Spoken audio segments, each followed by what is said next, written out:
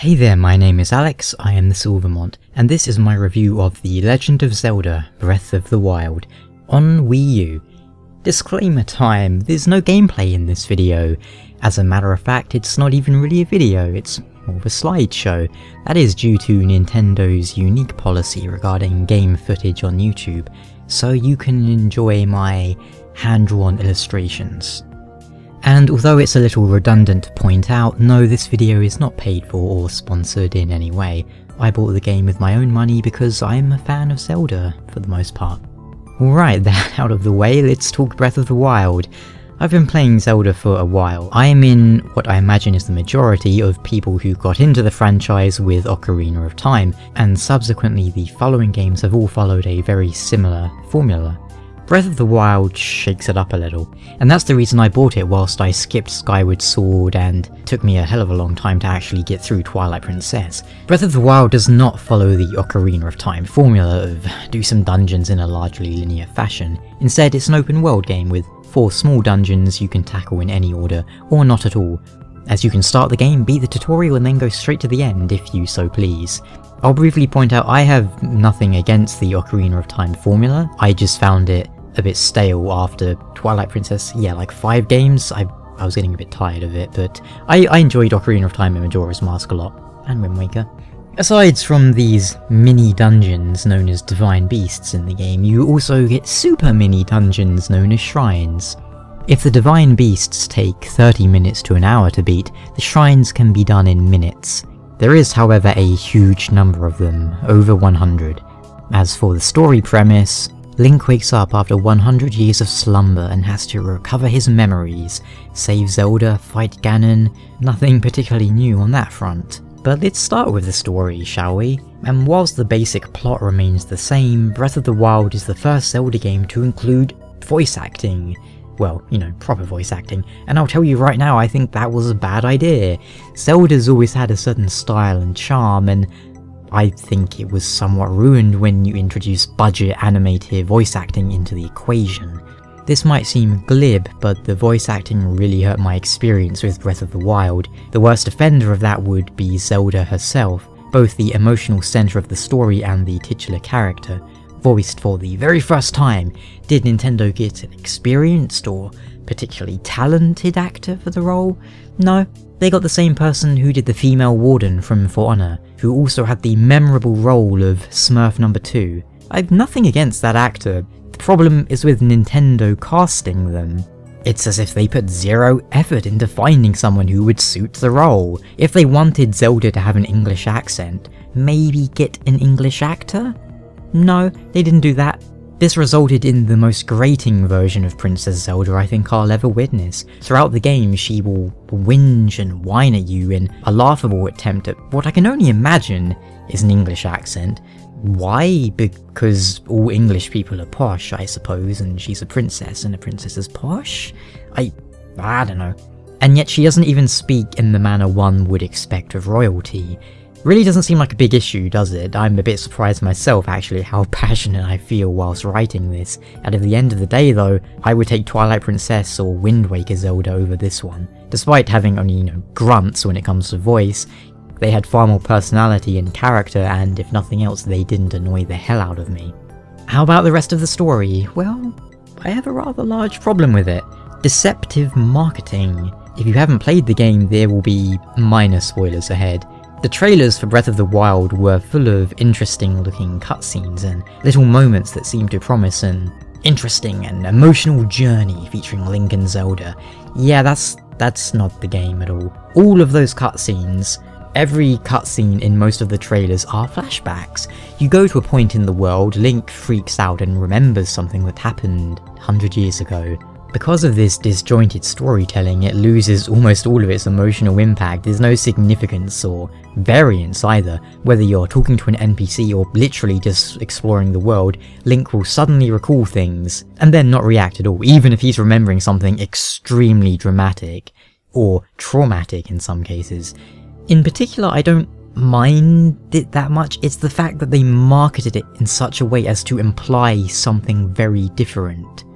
I've spoken to people who were under the impression that you would be spending much of the story accompanied by Princess Zelda, no, that's not what happens at all, but it does kind of look that way from the trailers. I can understand why people would think that, but that's not what happens. The story isn't terrible, it's very standard and generic in its tropes and cliches, but it is presented in an acceptable format for the most part. Flashbacks excluded, for they are a horrible, ham-fisted way of delivering exposition that speaks of lazy storytelling. But then Zelda was never really about the story, was it?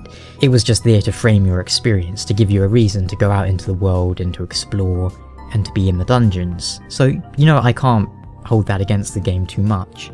So let's move on to the gameplay, and I'm going to divide it into two main parts, the open world experience and the dungeon experience. So let's start with the open world aspect. I'm not going to talk much about cooking because I don't know what I would say. You can cook food in the game.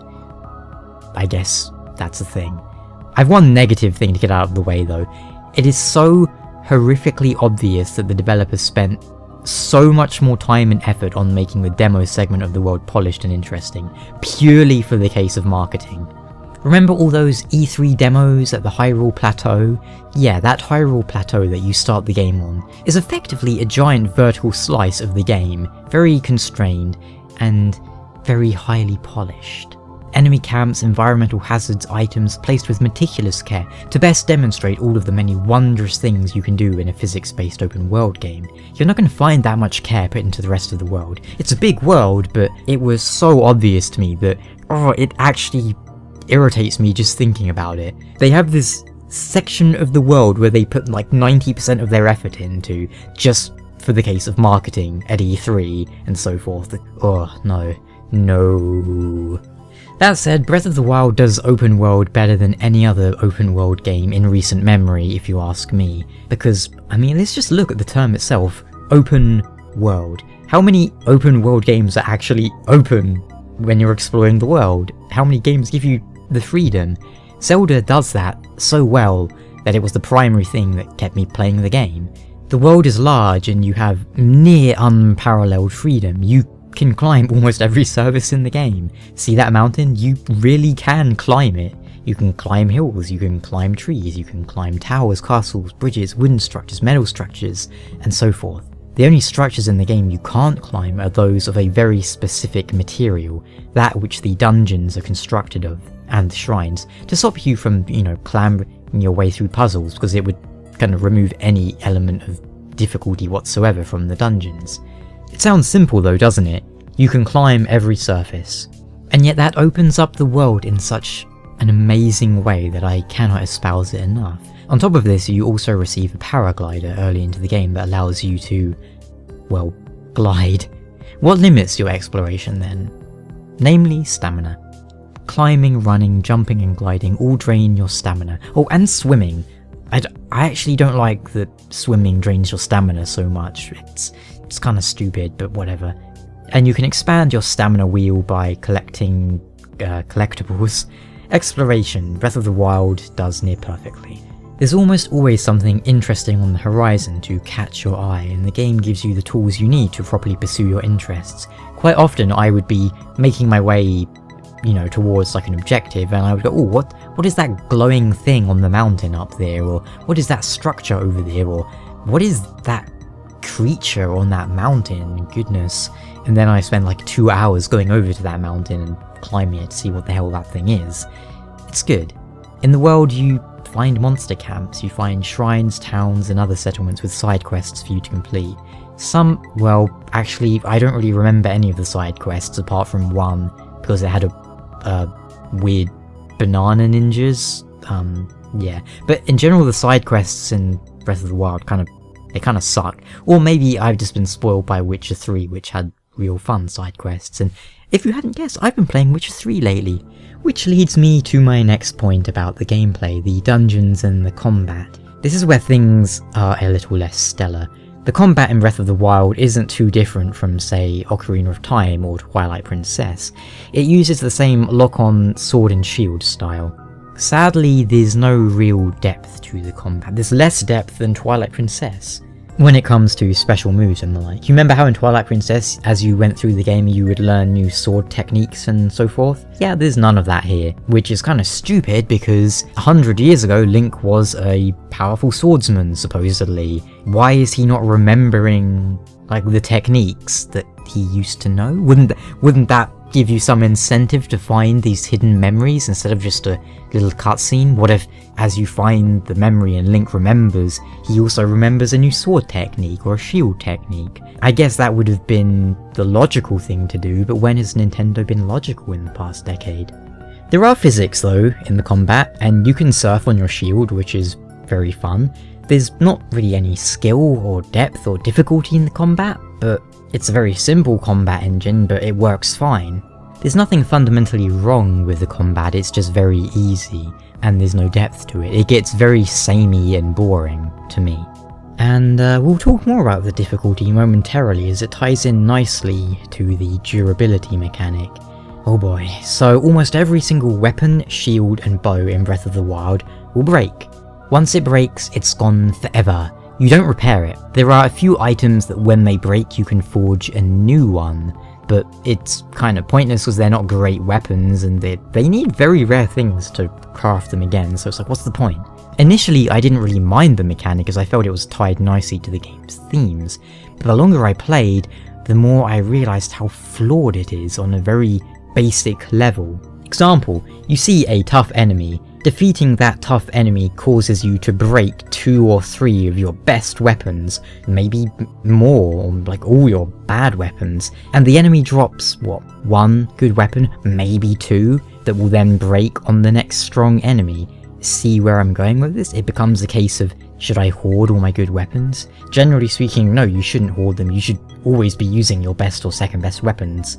But the mechanic stops becoming fun about an hour into the game. Sure, it makes sense that a tree branch will break after you smack someone with it. Why are mastercrafted royal swords exploding after being used a bit? That's not actually how weapons work. Why not just have them grow dull and you have to sharpen them? You know, make it so your weapon, after you hit stuff with it enough, it becomes dull. You have to sharpen it. You have to find an item, you have to make an item in the world to sharpen your weapon. That would make a lot more sense. There are so many better ways they could have handled this. Effectively, managing your weapons becomes a nuisance more than anything else, and yes, this ties into the difficulty. Hard enemies are only hard in this game because of gear. If you find a tough enemy like the centaur guys, they'll hit you for like 50 hearts worth of damage.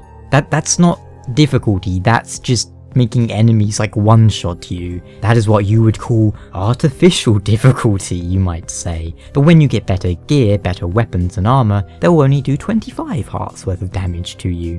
And your weapons will stop doing 1% of their health. But the nature of breaking weapons means you're stuck in a stupid cycle of kill a strong enemy, break your weapons in the process, to get weapons that will then break on the next enemy. It kind of goes against the very basic principle of loot hoarding in RPGs. You want to kill the dragon so it explodes into a shiny sword that you can use to go and kill a bigger dragon. You don't want to kill the dragon and break your sword so that you can get another sword that will break on the next dragon, because it defeats the purpose of killing the dragon in the first place. You know what I mean? Well, moving on to the dungeons. There's 4 of them in Breath of the Wild, the Divine Beasts. I enjoyed going through the first one, but then I quickly realised how similar they are. Effectively, you will do the same thing 4 times with very minor variations. You find a member of the nearby race, you help them with something, then they help you infiltrate the Divine Beast. Once you're inside the beast, you find 5 terminals and you can rotate or move bits of the beast. Once you've activated the terminals, you fight the boss. The bosses have some slight variation in mechanics, but they're all so samey that I would really be hard pressed to describe them other than saying one is like fire, one is lightning, and I don't remember the other ones. But I remember the bosses from like Ocarina of Time and Majora's Mask a lot better. For me, the bosses in Zelda, whilst they were never exactly hard, they were always a highlight because they had such cool or memorable designs. These ones are basically just palette swaps, and that is so disappointing, so lazy. But yes, there's no surprises. Once you've done the first Divine Beast, you know exactly what will happen for the other 3. That said, for the first one, I enjoyed that it was fairly short and simple. Short and simple also nicely summarizes the shrines, or at least most of them. Some are easy puzzles, some are slightly harder puzzles, some are, I would argue, convoluted as hell, the star sign constellation one if you know what I'm talking about, and some are just combat arenas, but they all look the same visually. If your favourite part of Zelda were the different atmospheres between all the different temples and dungeons, you'll be disappointed. Remember in Ocarina of Time we had the, what was it, the Forest Temple? I don't really remember the names, but I remember the atmosphere of the Forest Temple and the, was it the Shadow Temple and the... I remember the feel of these dungeons, but the Divine Beasts? No. They're just big glowing robots and they all look a tiny bit different to each other, I guess. Like one's an elephant, one's an electronic giraffe. All the shrines share the same theme as well, they all look pretty much identical. The only difference between the Divine Beasts is the animal they're based after and which bits you can move around. All in all, whilst the open world and exploration is amazing in Breath of the Wild, everything else is kinda lame. Once you've seen the first Divine Beast, you've seen them all, so don't buy the game for them, buy it if you want to immerse yourself in a lovely world with tons of things to explore. The atmosphere is great, it's top notch, and that leads me smoothly into my next topic. Graphics and presentation. Oh, what a mixed bag we have here. Visually, Breath of the Wild looks amazing. The graphical style they've gone for is perfect, but the underlying performance issues hamper the experience. I was playing on Wii U, I know the Switch version is marginally better, but oh man, the frame rate. It is unacceptable. It isn't like the game drops frames now and then when there's a million things happening, it's that the game drops frames all the time. There's a particular village which should effectively be called Blighttown because it's locked to 20 FPS 90% of the time. Hitting large enemies will sometimes cause the game to hang for an entire second before the engine decides how to figure out the physics, presumably. The game is aliased to hell, it's what, 720p? Unless you're playing on like a tiny ass TV, it's gonna look pretty ugly. If the game was running on decent hardware and had some slight contrast adjustments, or maybe, I don't know, HDR high dynamic range buffoonery for all I know, it would look amazing. Yet Nintendo's bizarre fascination with underpowered hardware once again proves to be a questionable choice. So yes, a mixed bag. The game has a beautiful aesthetic, but the performance is horrendous. Frankly, it is unacceptable. Maybe Nintendo should stop making crappy consoles and just develop their games for proper platforms. And if you've seen Breath of the Wild running on PC emulators, you can really see that it can be a beautiful game. But how about the music? Well, I believe Breath of the Wild is only the second game in the series to have a fully orchestrated score, and yeah, they don't make much use out of that at all. There are very muted musical scores during the open world exploration, which there's nothing wrong with that. It's not like I want to be running around the world and have like music blaring at me constantly, but what music there is during the game is very pleasant to listen to. But I'll be honest, I don't have any of the tracks stuck in my head. I'm not humming any of them. I remember the Skyward Sword theme more, and I've never played Skyward Sword. I'm not humming any of the Breath of the Wild themes. I don't think I could hum any of them because they're forgettable to me. So perhaps it doesn't have the most memorable score in the world. And on that note, it's kind of weird to me that a franchise with such a heavy emphasis on music really downplayed it in this game. There was a little quest with a bard, but you never get your own instrument, which is bizarre. Wouldn't it make sense to have a magical instrument that can, I don't know, adjust the weather, the time of day? If nothing else, it would help when the game decides to be an asshole and goes, haha, you trying to climb? Have some rain, dickface. I think that about covers it for Breath of the Wild. Speaking of which, I know this might seem very nitpicky, but I don't think the name is very good, frankly. Ocarina of Time was simple, but it made sense. You get an ocarina in the game, you get the Ocarina of Time. Cool, makes sense, it's important to the plot. Majora's Mask, Wind Waker, again, central to the plot. Twilight Princess was, well, I don't know if it was clever, but it was interesting because it could apply to Zelda, but more importantly, to Midna. Skyward Sword, I have no idea, never played it, but Breath of the Wild, what does that mean? Why have they called it that? Is it because they couldn't really think of a decent name? Is it because there's no real central theme to the game? Because otherwise the game would be called Zelda. Ancient technology is cool, but shit, trying to control it backfired. In summary though, the majority of Breath of the Wild's experience is exploration. And that exploration is great, some of the best I've had in a game. Everything else is average to tedious in my experience. I enjoyed the game a lot, until I had explored most of the world. Once I had explored most of the world, at that point I felt I had to force myself to finish the dungeons and beat the game, just because I felt compelled to. If I wasn't making a review, I might have just stopped playing at that point. If the next game is open world again, here's what they need to do, in my opinion, to improve it. No voice acting, or hire actual actors, better actors, put some effort into the casting process, at least for the main characters. Better dungeons, maybe actual dungeons with a theme, and an atmosphere, something memorable. More tools to help traverse the world, not really necessary, but fun, you know? The hookshot. If the hookshot was in Breath of the Wild, oh man, that would be so awesome. Co-op, because the only thing that would make the exploration better in this game would be exploring it with a friend, and I want to laugh as my friends run out of stamina. They will fall, and possibly break their necks. Finally, have a compelling villain instead of a giant blob.